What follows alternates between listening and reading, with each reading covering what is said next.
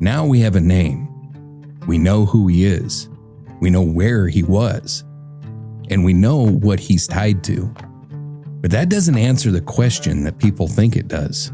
Because identifying someone is not the same as understanding them. And when you look at what we can actually prove, it all sits inside a very small window, roughly 1 year, 1991 into 1992. Now, inside that window, we see violence, we see control, we see a pattern that repeats, and then nothing, or at least nothing that we can see. Because outside of that window, there are years on the road, thousands of miles, entire stretches of time where we don't have victims, we don't have evidence, and we don't have answers. So the question isn't just, what did he do? It's this: was that 1 year the exception? Or is it the only part of the story that we were ever able to prove? Welcome back, listeners, to Dark Dialogue, Rocky Mountain Reckoning, the series where we return to the crimes rooted deep in the dirt, the rock, and the snow of the American West. The cases that never really left the communities where they happened. The ones that linger in sheriff's files, in old newspaper archives, and in the quiet memories of people who remember exactly where they were when the news first spread across town. Here we investigate the stories buried beneath prairie dust and mountain snowfall. Cases carried on the wind across open rangeland, whispered along cattle fences, and passed down through generations of people who still want answers. These are the crimes that unfolded along forgotten county roads, remote truck stops, and highways that stretch so far into the distance they almost disappear into the horizon. Places where someone can vanish, and for a long time, no one even knows their name. So how's things going tonight, Angela? It's okay. How are you? I'm good. All right, well, you ready to dive into this last episode of this total freaking asshat? Let's close this guy. All right. This guy. So in the last episode, we reached the point every investigation is working towards, and that is a name. We got to name the asshat. That's a drinking game. Name the asshat. It could be a drinking game. And that asshat's name is Clark Perry Baldwin. We followed the evidence from Wyoming to Tennessee, through DNA, genealogy, and confirmation, all the way to the door in Waterloo, Iowa.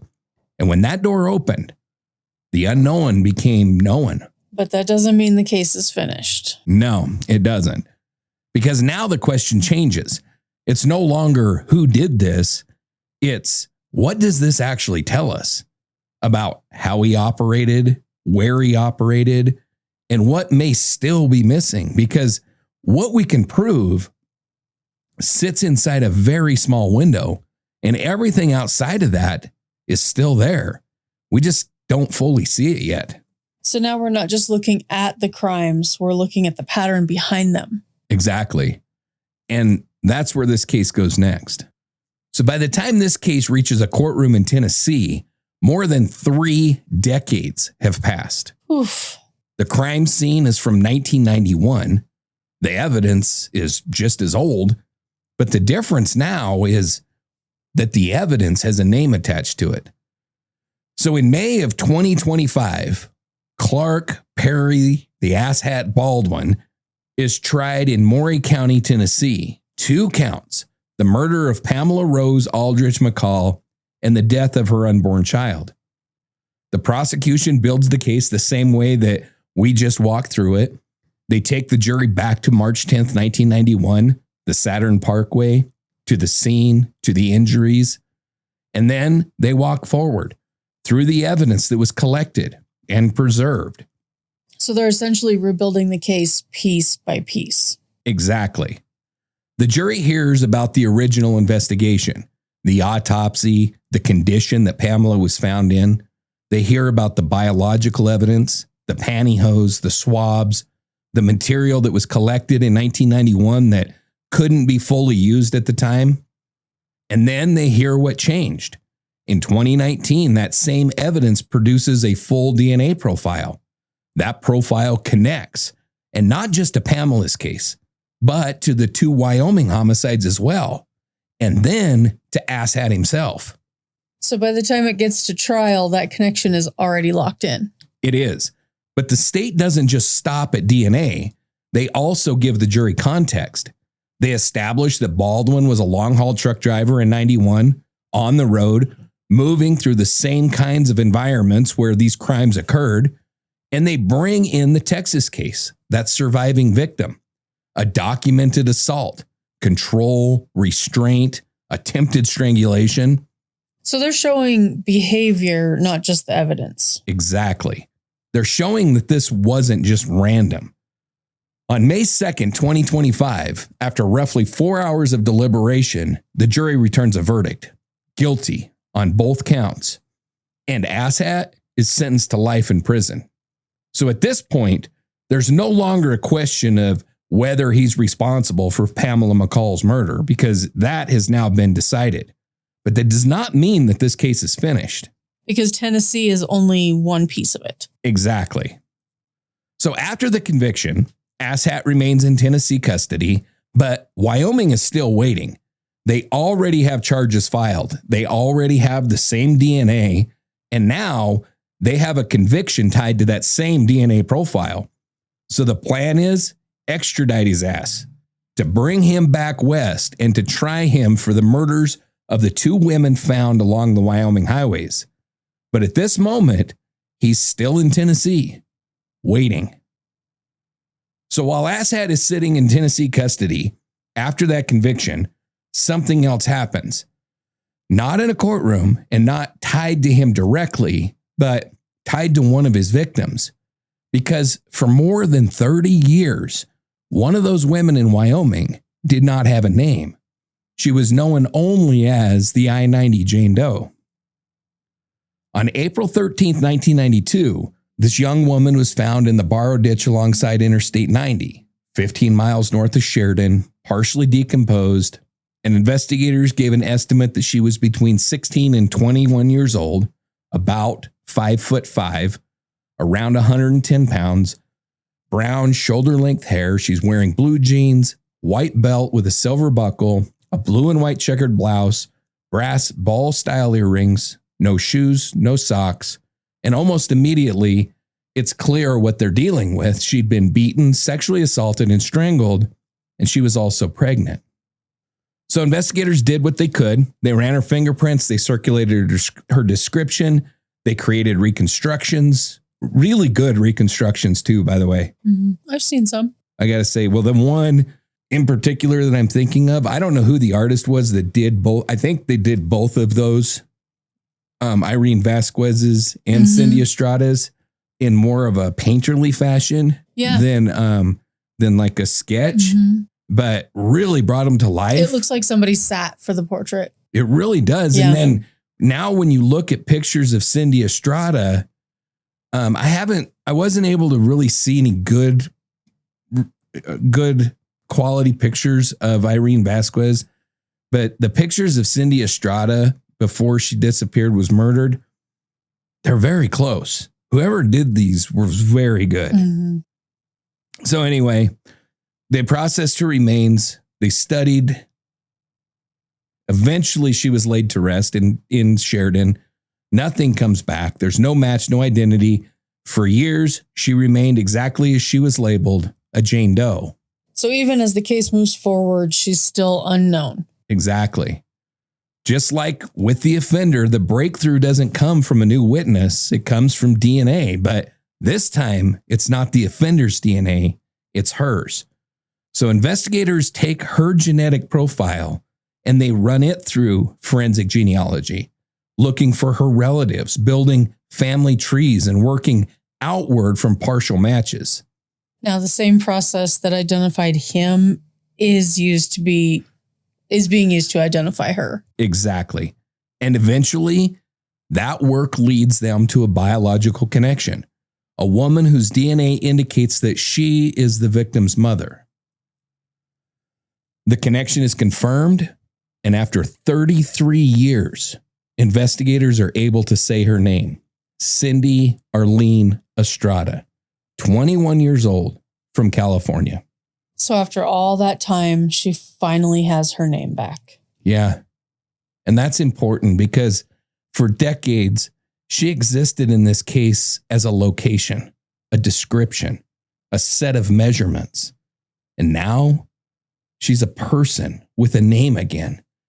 And that doesn't just change her story, it changes the case because now all three victims tied to this investigation have names. Pamela, Irene, Cindi. No longer Bitter Creek Betty and I-90 Jane Doe, but people, identified, connected, and no longer unknown. Just as this case is moving forward towards Wyoming, towards trial, towards the next phase, everything stops. On July 17th, 2025, investigators publicly identify I-90 Jane Doe. After 33 years, they give her name back. Cindi Arleen Estrada, 21.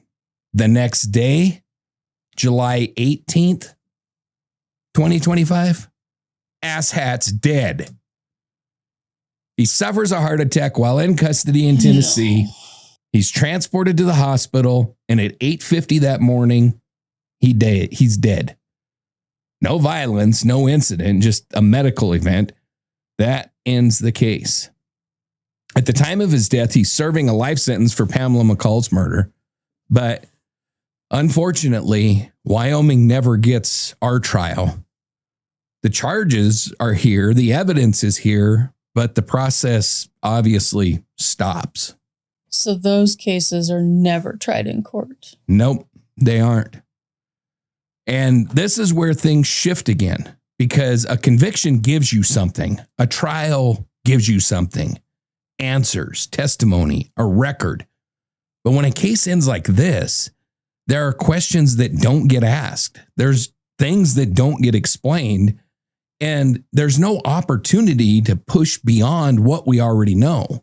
So everything we don't know just stays that way. Exactly. Ugh. So what investigators built here is enough to prove what he did. But it's not enough to explain everything. And now that this piece of shit's dead, it never will be. Because the one person that could have filled in those gaps is gone. So this is where the case ends, at least from a legal standpoint. A conviction in Tennessee and 2 cases in Wyoming that will never be tried.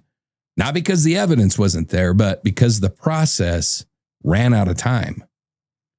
And when a case ends like this, it doesn't just stop, it leaves something behind. And in this case, what's left is a completed investigation without a completed process. So there are things that we can say with certainty. We know who was responsible, without a doubt. We know that the same man is tied by DNA to 3 separate crime scenes. We know how those crimes were carried out. And in Tennessee, at least, we have a conviction. That part of the case is finished. But there's another side of this because in Wyoming, like I said, those cases have never reached a courtroom. There's no record. There's no testimony under oath. There's no cross-examination. There's no moment where the full case is laid out, is challenged by defense attorney, is answered in front of a jury. So even though we know there's still a part of this that has never played out. Exactly. And this is where the impact really sits. Investigators don't get to ask questions. They don't get to test timelines. They don't get to confront inconsistencies. And they don't get to push beyond what the evidence already shows because that process requires a living defendant. So what we're left with is this. A case where the evidence is strong enough to prove responsibility, but not complete enough to explain everything. And that distinction is important because it leaves a boundary between what we know and what we'll never be able to confirm. And so when you reach that boundary, the focus changes because at that point, the question isn't just about what happened. It becomes, who did this happen to? And whether there's a pattern here. Exactly. Because when you can't get more from the offender, then you start looking harder at the victims, not just individually, but collectively. And when you lay these cases side by side, there are things that begin to stand out, not just where they were found, not just how they were killed, but who they were and what they may have had in common before any of this ever happened. So that's where we're headed next. So all of the victims in this case share some key characteristics. They're all women, young, roughly early 20s into their early 30s, and they are moving. They're not settled. They're not anchored in one place. They're traveling along interstate corridors, hitchhiking, or otherwise moving between locations. And importantly, they're alone. So they're already in a situation where they're more exposed. Exactly. This isn't someone that's forcing entry into a home. This isn't someone that's targeting a fixed location. This is someone that's operating inside of movement. And that leads to the next part of the pattern. Initial contact is voluntary. These women get into a vehicle, accepting a ride, which means at this moment, the offender does not present as a threat. So this starts with trust. Yeah, at least enough trust to get inside the truck. And that's critical because once that happens, then everything changes. From there, the pattern becomes consistent.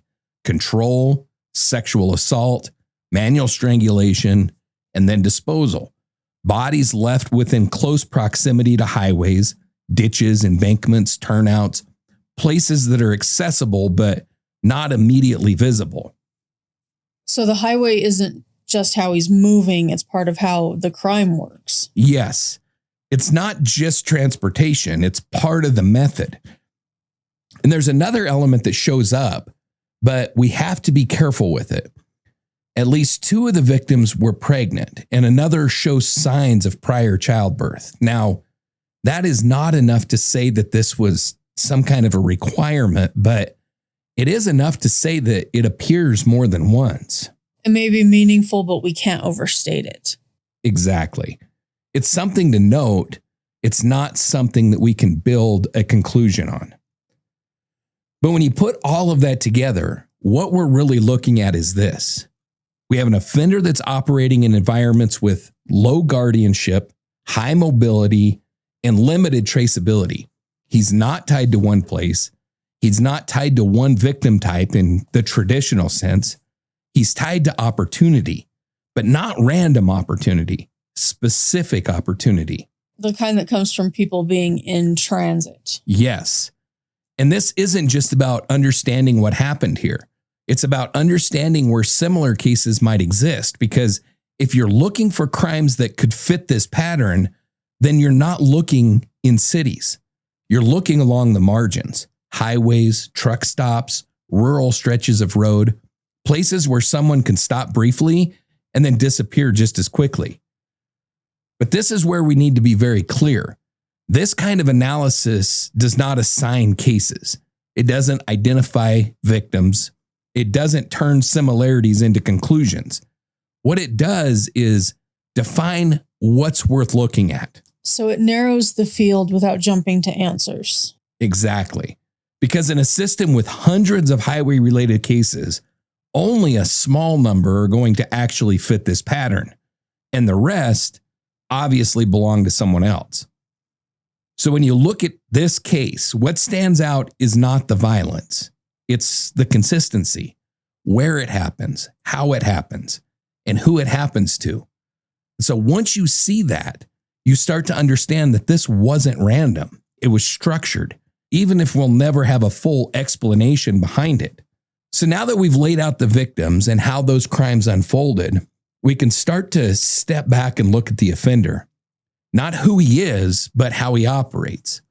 So the first thing that stands out in this case is, like I said, consistency. Across multiple victims, multiple states, and over time, the behavior really doesn't change much at all. Same type of victim, the same method of control, the same method of killing, and the same method of disposal. This isn't someone just figuring it out as they go. No, this is someone who already knows what works. And this is where the Texas case becomes critical, because That's the one time that we get to see the process without the outcome, because the victim survives. And what she describes is not chaotic. It's structured. She's picked up. She's isolated. She's restrained. That's control from the beginning.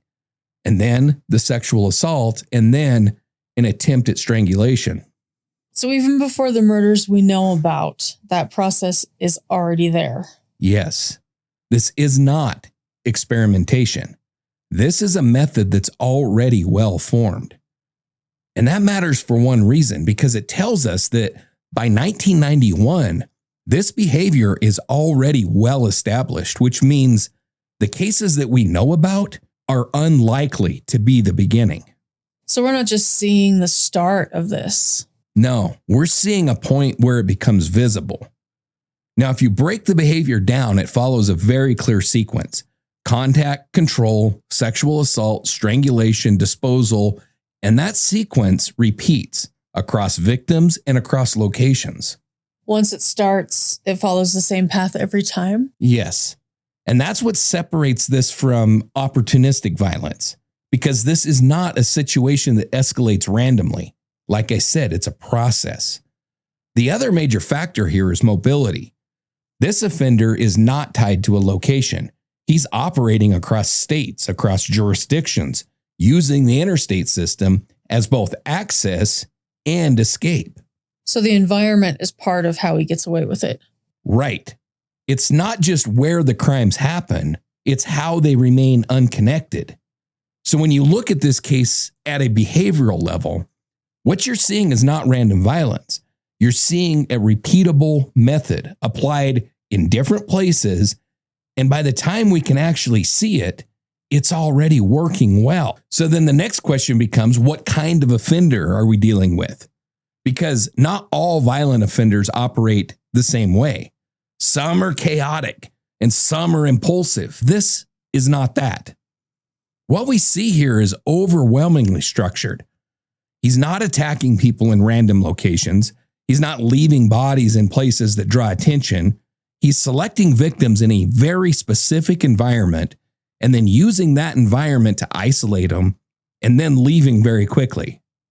So there's planning involved here, even if it doesn't look like it at first. Yes. He's not planning a specific victim, but he is planning the opportunity. And that is an important distinction. The truck is central to this. It's not just transportation. It's the approach.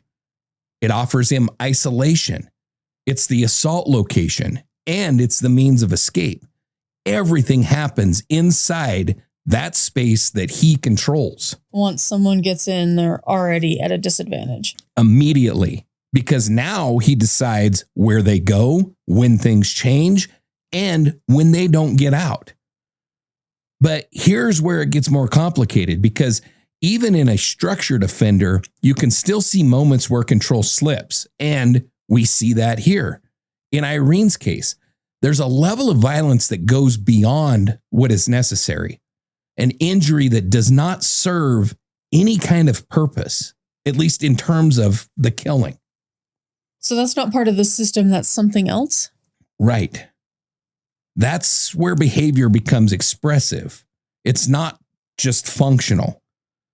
So when you put this together, what you're looking at is not a chaotic offender, like I said, and it's not someone acting purely out of rage. It's someone who builds control, and then within that control, something else starts to come through. So we have to be careful here, because motive is where people tend to overreach. But based on what we can actually see, there's a consistent through line, and that is control.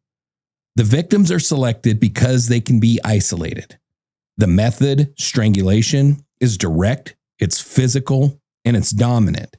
And the sexual assault is integrated into that process. So this isn't just violence, it's about control over the person. Exactly. Everything in this pattern points back to that. Now the question becomes, is this about control, or is it about something more extreme? And the answer is probably both, but not equally. The core of this behavior is control, the ability to take someone from a normal situation into complete dependence, and then to remove every option that they have. That's the foundation. The more extreme elements, the excessive violence, those show up, but not consistently enough to define the entire pattern. The control is always there, but the rest isn't always there. Right. So when you step back and look at this, what you're seeing is not just random violence, and it's not just sexual violence. It's a system. It's a way of finding victims, isolating them, controlling them, and then eliminating them. And that system works. And it works across multiple victims, and it works across multiple states. And by the time that we can see it clearly, it's very well established. And once you understand how he operates, then the next question becomes where and when, because in this case, those two things are inseparable. So like I said a minute ago, this is not an offender that's tied to a neighborhood. He's not working within a city or a fixed location. His environment is the interstate highway system. So his, quote, territory isn't a place, it's movement. Right. What we're looking at here is a route-based offender, someone whose access to victims comes from being in transit. Truck stops, on-ramps, rest areas, places where people are already moving and already exposed. And again, the truck is what makes all of this possible because it allows him to move across jurisdictions, to isolate victims without drawing attention, and to disappear immediately after. He does not need to bring a victim anywhere specific. He just needs a stretch of road. So this crime doesn't happen in one place. It happens along the route. Right. And that's what makes it harder to detect because everything is so spread out. And when you look at where the bodies are found, there's a clear pattern. They're close to the road, not deeply hidden. They're not staged. They're just far enough off the highway to avoid immediate visibility. He's not trying to hide them forever, just long enough to get away. Yes, these are not emotional locations. They're practical ones. Places where he can stop, kick the body out, and be back on the road quickly. So now when we look at the timeline, something else stands out. And it doesn't look constant. It's not daily. It's not even frequent in a tight sense. Instead, it comes in clusters.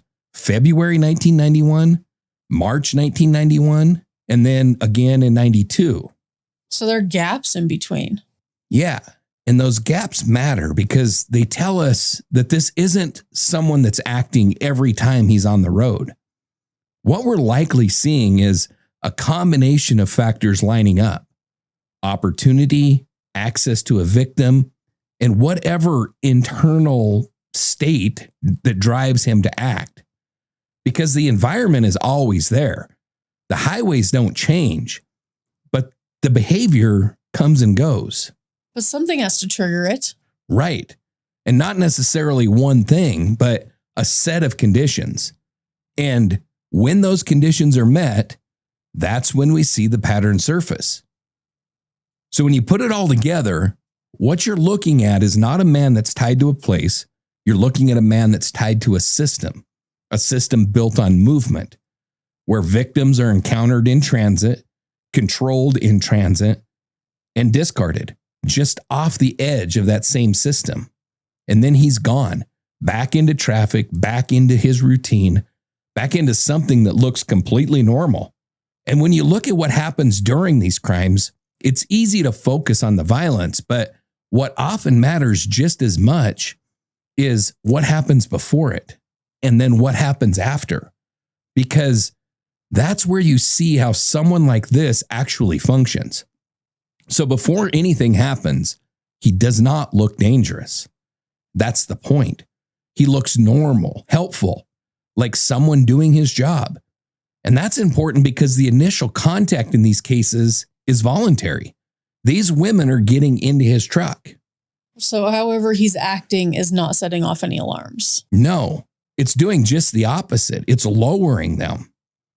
And the Texas case gives us the clearest window into this because in that case, he spends hours interacting normally, talking with the victim, driving, maintaining that sense of routine until he has control, until the environment shifts into a space where the victim can't leave. And then everything changes. It's not immediately, it's deliberate. Right. This is a trust then trap sequence. And once that switch happens, it happens fast. He moves from normal interaction to full control, restraint, force, sexual assault, and strangulation. The sequence that we've already seen.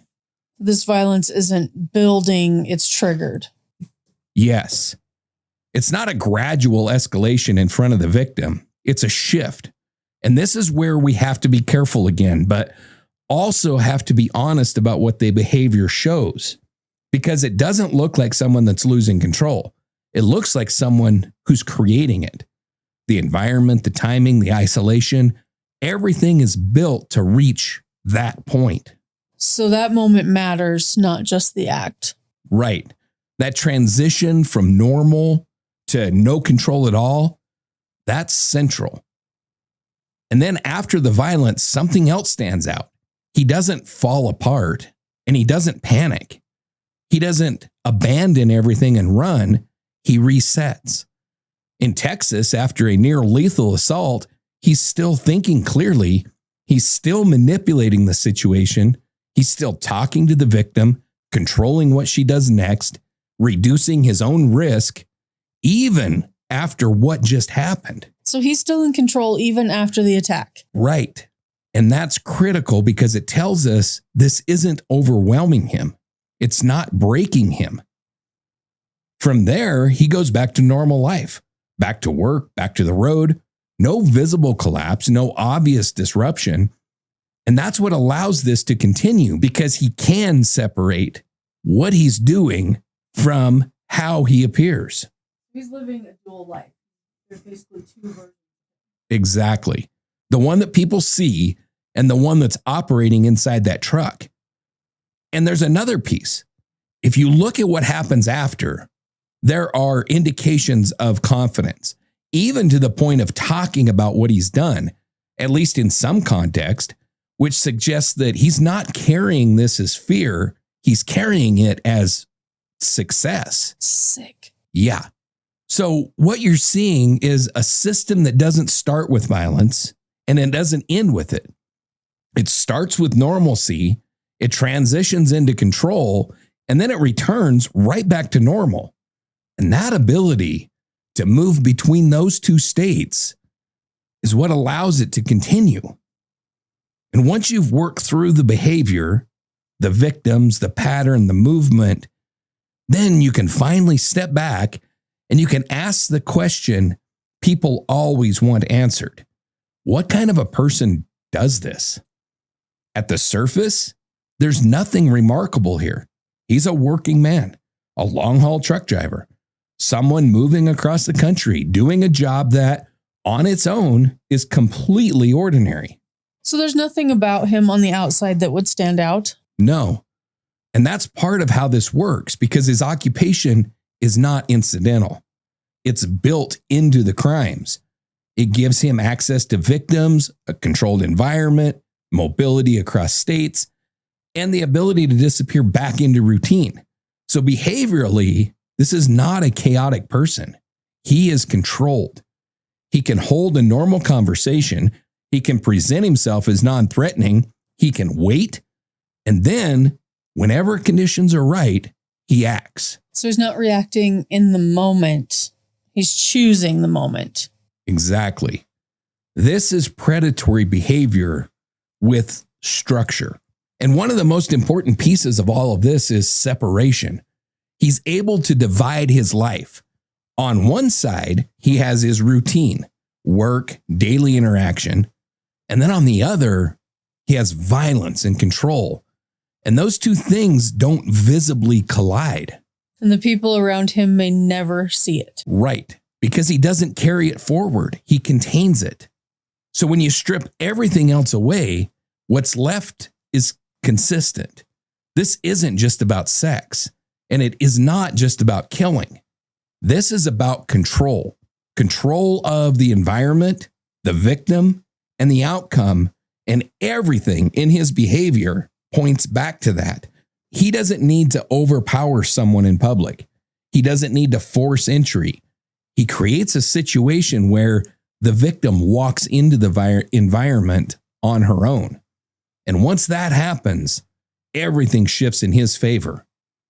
The control starts before the violence. Yes, the violence is just the end of the process. And now this is where people tend to want very clear answers. Why? And we don't get a clean one. But based on behavior, we can say this. There's a lack of empathy. There's emotional detachment, especially after the fact. And there's reinforcement. This doesn't appear to destabilize him. It appears to work for him. So he's not breaking down after these occasions. He's just continuing. Right. And that's what allows it to repeat. And just as important is what he isn't. He's not reckless. He's not disorganized. And he's not someone leaving chaos behind him. This is all very controlled. It's very repeatable. And it's integrated into his life. And so when you put it all together, what you're looking at is not a man who stands out. It's a man who blends in. Someone who uses routine as cover, movement as protection, and control as the core of everything that he does. He doesn't look like a monster because he doesn't need to. He just needs you to believe that he isn't a monster. So once you understand the pattern, then the next question becomes unavoidable. How many cases could actually fit this asshat? Because when you hear truck driver, interstate, multiple states, it's easy to imagine something massive, hundreds of cases. But when you start applying the actual behavior, that number starts to change pretty quickly. Now, at a national level, there are hundreds of homicides that have happened along highways.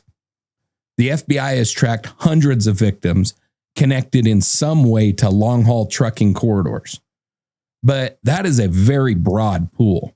It includes different victim types, different causes of death, different environments, different offenders. So most of those aren't going to fit what we're seeing here? Right. When you start to narrow it down based on what we actually know, the pool actually shrinks pretty fast. So now you're looking for cases that match female victims, young, transient or traveling, last seen along the interstate corridor system or accepting a ride, sexual assault or evidence that suggests it, manual strangulation. That's a pretty key anchor.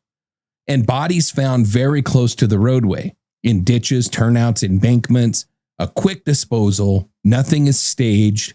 So it's not just highway murder. It has to match the behavior. Exactly. And when you apply all that, you don't get hundreds. Realistically, you're probably looking at a few dozen cases across the country that even begin to resemble this pattern. And when you tighten that further, requiring strangulation, sexual assault, the transient-based victims, highway-adjacent disposal, that number drops again into the range of maybe 10 to 40 cases that are worth a serious look. So that's the universe we're really talking about. Right. And even within that, only a small number are likely to truly sit at the center of this pattern. The rest belong to someone else. And this is important because this is where people tend to go too far. Pattern recognition is not case assignment. Similarity is not proof. This doesn't tell us how many victims he had. It tells us which cases are worth reviewing more closely. So this is about narrowing the field, but not closing it. Right.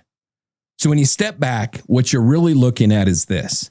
Out of hundreds of highway-related cases, only a small fraction fit this pattern. And inside of that fraction, an even smaller group may actually connect, which means this likely is not a story about endless victims. It's a story about a very specific pattern that existed in a very specific window in a very specific environment. And so once you see that, then you know where to look next. And there's another part of this, and it's just as important because even inside that smaller group, those 10 to maybe 40 cases, most of them still don't fit. Even when something looks similar, it usually falls apart when you dig into it. Right. Because when you pressure test these cases against the actual behavior, you really start to see the differences. Different causes of death, different levels of violence, different environments, or a victim who doesn't actually fit the pattern. So what you end up with is this: a handful of cases that might overlap on the surface, but when you really break them down, only a few even stay in the conversation. And even those aren't clear, clean fits. So let's be clear. This is not a situation where you're looking at dozens of likely victims. As a matter of fact, it's the opposite. It's a situation where he may be a candidate in a few cases, but not a strong candidate in the most of them. And so that's where this really starts to matter, and especially out here, because when you bring this back to the Rocky Mountain corridor, and more specifically to the Great Basin, the list gets even smaller. And so that's where we're going to go next.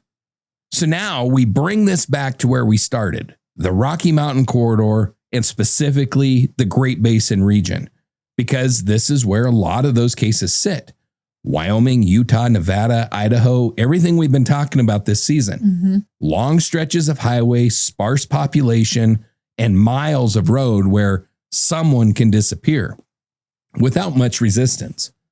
Now, if you take everything that we just laid out, the victimology, the method, the movement, and you apply it here, and you start with a list of cases that look significant, but just like before, the number doesn't hold, because once you start breaking them down case by case, most of them fall out. For the same reasons? Right. Wrong cause of death, gunshots or stabbings, bodies found in places that don't fit, deep out in the wilderness, urban environments, or victims who were never in the transient space to begin with. And what you're left with is not a long list. It's a short one, a very short one. Only a handful of cases that even begin to resemble this pattern. And even within that, there's separation. Because when you really look at them side by side, they don't all behave the same way. Some of these cases show a level of violence that's different, more elaborate, more expressive, not just control, but something layered on top of it. So even within that small group, you're seeing different types of offenders. Yes. That's creepy. Right? So when you isolate the behavior, the full pattern, you're left with even fewer.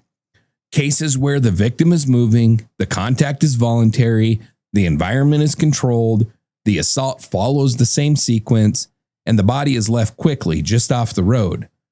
That's a very specific combination. And not many cases check all of those boxes. So this is where we have to be precise. There are cases in the Great Basin that look similar, but like I said before, similarity is not enough, because when you apply the full pattern, most of them don't hold. So when you bring this back to this region, what you're really looking at is this: a landscape with multiple offenders operating in the same general environment, but not doing the same thing. And that matters because it means you can't group these cases together. You have to separate them case by case, behavior by behavior. And once you do that, a few cases remain that are worth a closer look. Not conclusions, not assignments, but cases based on what we know still sit inside that pattern. We've already walked through Naomi Kidder, and we've walked through Janelle Johnson, two cases that on the surface sit very close to this pattern.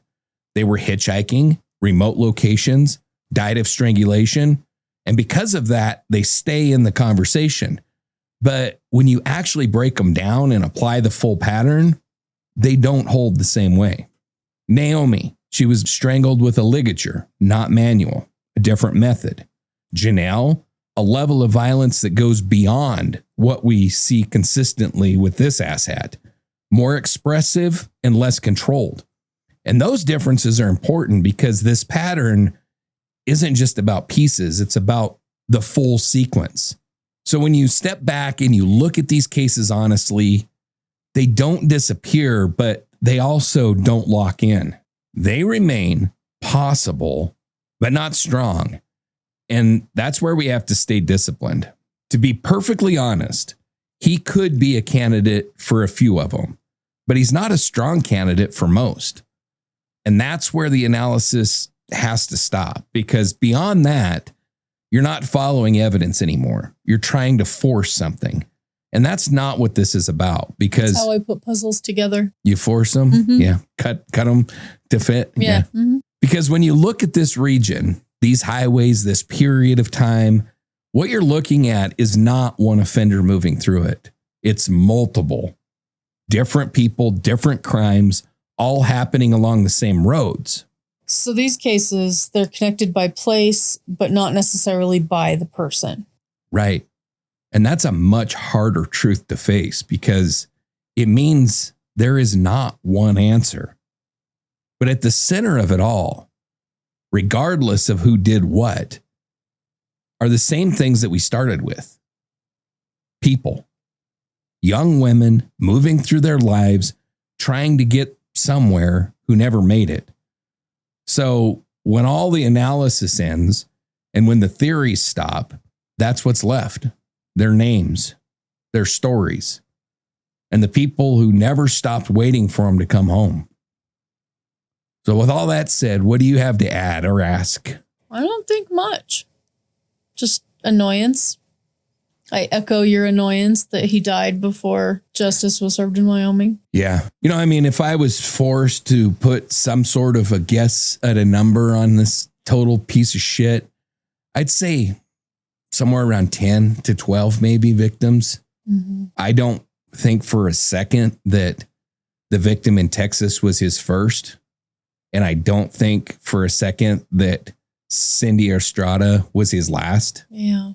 We're talking about a guy that was in the trucking industry from 1979, 1980 into probably the late 90s, early 2000s. I think that it's pretty likely that he has more victims out there. Mm-hmm. But I don't think that we're talking about like a Samuel Little where there's like 100 victims attached to this piece of shit. Right.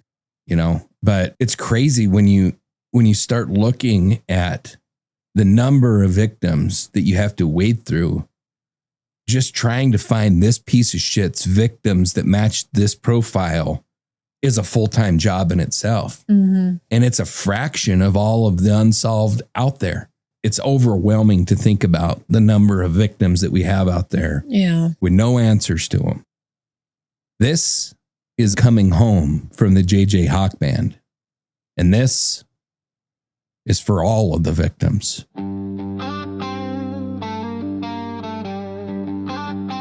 Pamela Rose Aldridge McCall was 33 years old. She was a daughter, a mother, and a woman who lived a life that didn't always follow a straight path, but it was hers. She moved between places, between people, between moments in her life that were still unfolding. And in March of 1991, that life was taken from her. She was also not alone.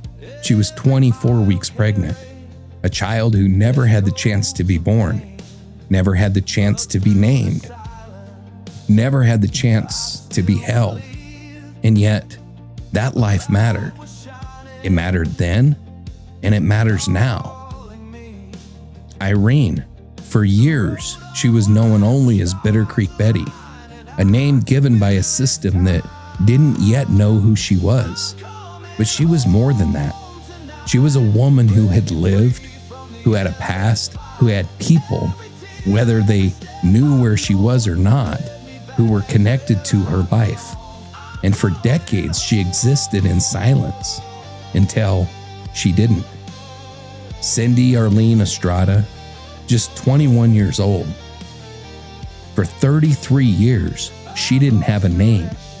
She existed as a location, a description, a case file, until someone refused to let that be the end of her story. And when her name came back, so did her identity.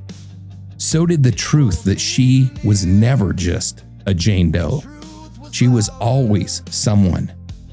And then there are others, the ones who we know existed, but we cannot name, the ones who may never have been reported missing, the ones who disappeared between places, between rides, between one moment of trust and the next.